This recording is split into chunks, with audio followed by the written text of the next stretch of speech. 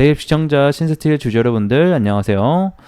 저는 신스틸 관련돼서 여러분들이 투자하시면서 알고 계셔야 되는 중요한 이슈와 주가 영향을 미칠 만한 요소들 하나하나 전달하는 멘토 이진욱입니다. 자, 최근에 이 뜨거운 감자로 지금 현재 주목을 받고 있는 게 이 포항 영일만 관련된 석유 내용들이죠. 이 때문에 우리 신스틸의 주가도 한층 변동성을 키우고 있는 상황인데 오늘 이와 관련된 내용, 의혹들 풀기 위한 기자회견이 진행이 됐습니다. 이와 관련된 내용들 제가 Q&A로 그리고 정리를 어느 정도 해봤으니 영상 보시면 많은 좀 도움이 될 것 같습니다. 자, 그럼 바로 들어가 보도록 할게요. 자, 6월 7일 오늘이죠. 오전 10시에 이 포항 영일만 관련돼서 여러 가지 의혹들과 이 궁금한 사항들에 대해서 풀어주기 위해서 결국 기자회견을 실시하게 됐습니다. 그래서 이 해당 관련 내용들이 굉장히 많았는데 제가 여러분들에게 좀 간단하게 정리해서 좀 전달해 드리기 위해서 몇 가지 정리를 좀 해왔습니다. 그래서 해당 내용들 함께 보도록 하게 되면, 자, 결론만 일단 말씀드리면 이 석유와 가스가 존재하는 가능성이 모두 다 갖춰져 있다라는 게 일단 결론이에요. 그래서 일단 분석을 해보니까 이 석유가 존재하기 위해서는 뭐 한 4개 정도의 존재가 확인이 돼야 되는데, 뭐 트랩이라던가 그 다음에 덮개암, 기반암, 저류층, 뭐 탄화수소 뭐 이런 부분들이 있어야 되는데 이게 다 모두 다 확인이 되고 있는 것으로 보여진다. 그래서 가능성이 높다라고 결국 얘기하는 게 주요 골자 내용이었습니다. 자, 그리고 이제 질문을 했던 내용 중에 이번 석유가 발견될 가능성이 20% 정도라고 했는데 높은 건가? 라는 질문이 있었습니다. 요거는 제가 앞전에도 말씀을 드렸는데 일반적으로 이 석유가 발견될 확률이 뭐 10%에서 뭐 한 15% 뭐 요 정도 된다라고 해요. 그래서 20% 정도가 이 동해에서 가능성으로 점쳐졌다라는 것은 굉장히 그래도 좀 확률이 괜찮은 편에 속한다라고 또 제가 설명을 드린 바가 있는데, 일단 답변은 이렇습니다.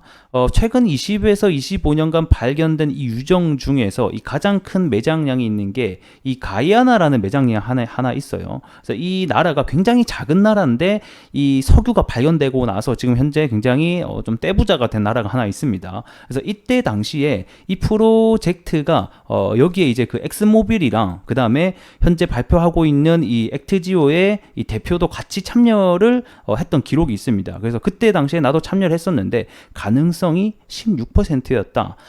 근데 이거를 조사를 해보니까 그때 당시 발견했었던 이 가이아나의 매장량 그 트랩 구조, 지질 구조와 그 다음에 이 동해에서 발견된 트랩 자체가 굉장히 유사하다. 그래서 그만큼 석유와 가스에 대한 가능성이 높다라고 얘기하기 했습니다.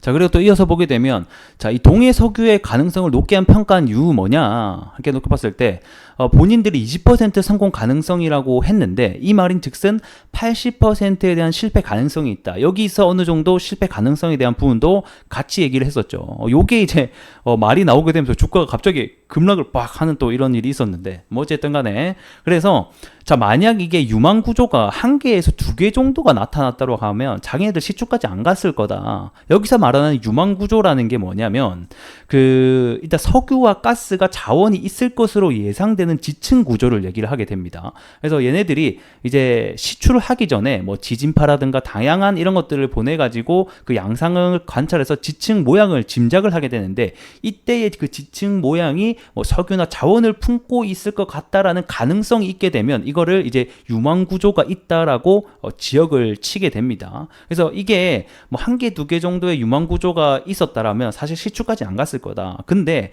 현재 7개의 유망 구조가 도출됐다. 이 말인즉슨 현재 성공률이 20%잖아요. 자, 그럼 이 말이 뭐예요? 5개 중에 1개는 나올 가능성이 높다라고 판단한 거예요. 근데 현재 7개가 발견이 됐으니까 여기에서 1개 정도 나오지 않겠냐 그래도. 그렇기 때문에 결국 시추를 해보는 거다라고 또 얘기를 했습니다. 자, 그리고 정말 많은 의혹들 중에 하나가 바로 이 액트지오 회사죠. 왜 수많은 업체들을 놔두고 이런 작은 소기업 액트지오를 선별을 했는가에 대한 답변이었는데, 자, 결국에는 자기네들은 경쟁업체를 했다. 그러니까 4개의 입찰 경쟁을 붙였는데 그 사이에서 이 액트지오 측이 이 기술적인 측면과 가격적인 측면에서 우수했기 때문에 우리 그냥 액트지오 뽑은 거다 라고 또 얘기를 하고 있습니다.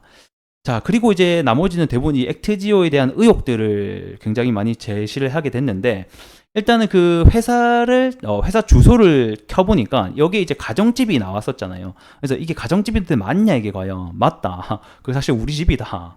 그래서 이게 뭐냐? 그래서 왜 이렇게 된 거냐 하니까 지금 현재 이 석유의 생태계가 대부분 사실 인력 감축을 하고 있는 상황이다. 그 말인즉슨 실제로 이 매장되어 있는 석유가 이제는 거의 발견되기가 쉽지 않다 보니까 이 석유 회사들이 전반적인 이 산업 구조상 점점점 내려가고 있는 추세라는 거죠. 그렇기 때문에 특히 이런 우리 같이 이렇게 분석을 해주는 업체들은 더더욱 소기업으로 일하는 곳이 많다라는 게 이쪽의 답변이었습니다. 하지만 우리는 여전히 외부 전문가들이 각국에 존재하기 때문에 믿어달라 뭐 약간 이런 식의 뉘앙스가 나왔었죠.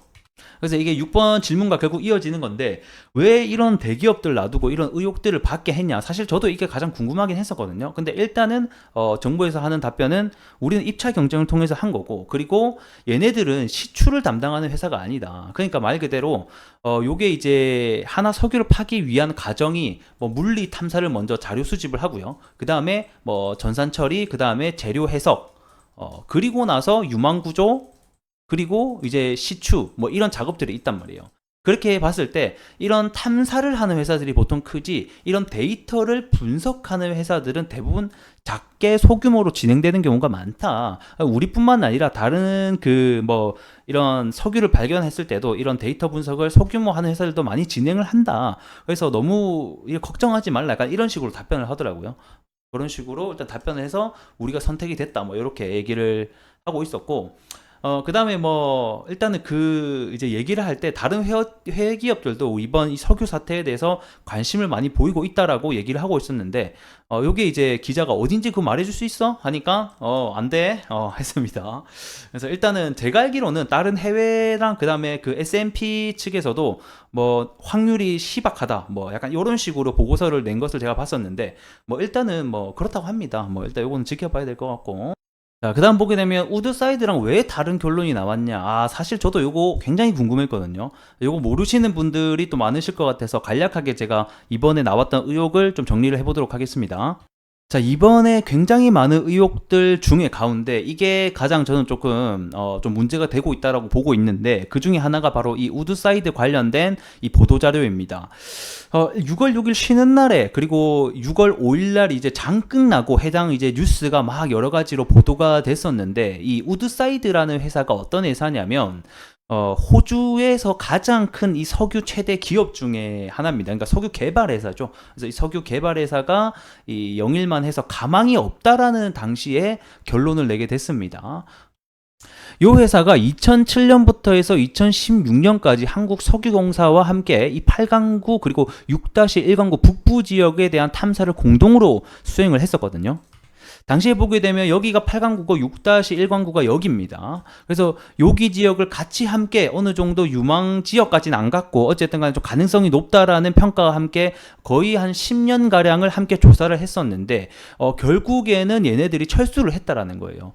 이렇게 큰 회사도 10년간 탐사를 해서 없다라는 결론이 나왔는데, 이 작은 회사에서 어떻게 믿고 진행을 하냐라는 게 주요 의혹들이었었고요. 그래서 그때 당시에 우드사이드가 50%의 이 지분 조건으로 조강권까지 확보를 했었는데 요거까지 포기하고 철수를 했었거든요. 그래서 23년도 이 반기 보고서에 따르면 우드사이드는 이번 탐사 포트폴리오 최적화하는 과정에서 더 이상 장래성이 없는 광고를 퇴출시켰다라는 보고서를 내기도 했었습니다. 그래서 그 대상 중에 한 곳으로 바로 우리나라가 또 지목이 됐었어요. 그래서 이 의혹에 대한 이 정부의 답변이 있었는데, 첫 번째 중에 하나가 이 우드사이드가 함께 탐사한 지역은 6-1강구 북부 지역과 8강구 지역이라는 거예요. 근데 이번에 나온 유망 구조 같은 경우에는 이 6-1강구 이 중부와 남부 지역의 위주로 탐색을 했었고, 그 다음에 이 위에 있던 자료와 합쳐서 나게 된 결론이다. 그러니까 우드사이드가 빠지고 나서 추가된 자료를 검토를 해서 나온 결과다라고 첫 번째 답변을 했었고, 그래서 우드사이드가 왜 빠졌냐 여기에 대해서는 뭐 일단 정부는 그렇게 얘기를 합니다. 이번에 그 2022년도 6월 달에 이 호주의 자원개발과 그 다음에 이 우드사이드가 합병을 하는 사태가 벌어졌었어요. 근데 그때 당시에 아무래도 이 경영권이 전반적으로 바뀌다 보니까 얘네들의 포트폴리오 입장에서는 이런 리스크가 높은 사업은 좀 정리를 해야 된다라고 뭐 판단을 한 건지 뭔진 몰라도 결국에는 그런 경영권 조정 때문에 우리나라가 이번 그 사태에 대해서 퇴출이 됐었다. 뭐 이렇게 얘기를 했었습니다. 자, 그래서 다시 돌아와서 결국에는 이번 결론 도출 중에서 우드사이드가 이 경영 합병으로 인해서 뭐 나갔다라고 얘기를 하고 있고, 이번 유망 지역은 우드사이드가 보지 못한 구역도 포함이 되어 있다라고 어느 정도 얘기를 했습니다. 자, 그리고 이제 다 왔습니다. 자, 이 복수의 전문기관에다가 데이터를 맡기면 되지 않냐, 왜 이거 안 맡겼냐 하니까, 이 기밀 유지라는 것 때문에 사실 이것저것에다 맡기면 데이터가 새어나가고, 그리고 뭐 다른 회사도 이거를 막 여러 곳에 맡기는 곳은 못 봤다. 대부분 한 곳을 선정을 해서 같이 협업을 하는 게 일반적인 통상 관례다. 뭐 약간 이런 식으로 얘기를 했습니다. 자, 그리고 이제 마지막으로 제가 가지고 와봤는데, 이건 중요한 건 아닙니다. 왜 대통령이 직접 보고했냐, 아직 확실하지도 않은데 이 가능성 가지고만으로도 대통령이 보고할 사항이었냐, 이런 그 정치권에서의 어떤 문제들이 많았거든요. 일단 하는 말이 뭐 중대한 사항이기도 하고, 다른 나라에서도 이 석유 관련된 대통령이 직접 보고하는 사례들이 있다. 이렇게 좀 간단하게 정리해 보도록 하겠습니다. 근데 뭐 결론은 가능성이 높으니까 시초해보자 라는 게 결국에는 결론이 됐다, 이렇게 알고 계시면 될 것 같네요. 자, 차트 보도록 하겠습니다. 우리 신스틸 같은 경우에는 이 컬러 강판 관련돼서 매출을 내는 회사죠. 그래서 뭐 이런 도금 강판이라던가 뭐 에어컨 냉장고 관련된 컬러 강판인데, 뭐 어쨌든 간에 이런 강판류를 생산하다 보니까 철강 테마주에 엮여 있고, 이번 시추에서 이 철강이 들어간다라는 소식 때문에 결국 주가가 변동성을 보여줬었습니다. 근데 결국 기자회견이 오늘 끝났기 때문에 1차적으로는 단기 소멸에 대한 인식 때문에 주가가 좀 조정세를 보이고 있다, 이렇게 생각해 보시면 좋을 것 같고, 철강주 대부분들이 뭐 대동스틸이라던가 다 현재 주가가 하락을 보여주고 있습니다. 그래서 뭐 1차적으로는 우리가 좀 재료 소멸에 대한 부분을 확인해 볼 수 있을 것 같다, 이렇게, 그래서 주가가 하락을 하고 있다, 이렇게 볼 수 있을 것 같지만, 뭐 아무래도 이 관련돼서 이 재료가 뭐, 그리고 이게 뭐 6개월, 1년 이상 걸리는 재료다 보니까 그 중간중간마다 해당 이슈가 불거질 때마다 단기적으로는 주가가 변동성을 키울 확률도 높다, 이렇게 보시면 될 것 같습니다. 그래서 뭐 요거 때문에 주가가 막 3배, 4배 간다라는 관점보다는 그냥 그때그때 이슈에 맞춰서 트레이딩 관점으로 보시는 게 좀 좋지 않을까, 이런 생각이 드네요. 뭐 하지만 아직까지 뭐 추세가 무너진다라거나 그런 부분은 전혀 없다라는 거 알고 계시면 좋을 것 같고, 주가가 어느 정도 이 행복 박스권 안에서 갇혀서 놀고 있는 상황이거든요.